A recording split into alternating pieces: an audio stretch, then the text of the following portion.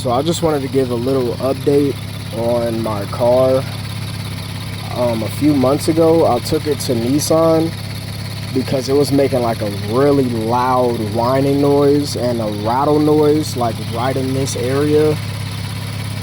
And they were saying I had like a really bad turbo on this side and like possibly a bad turbo on this side. They were just saying it was the turbos that was going out.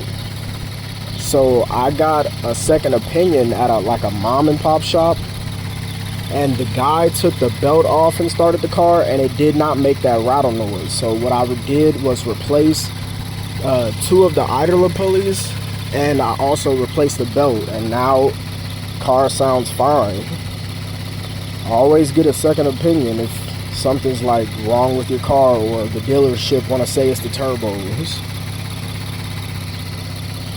Sounds normal now.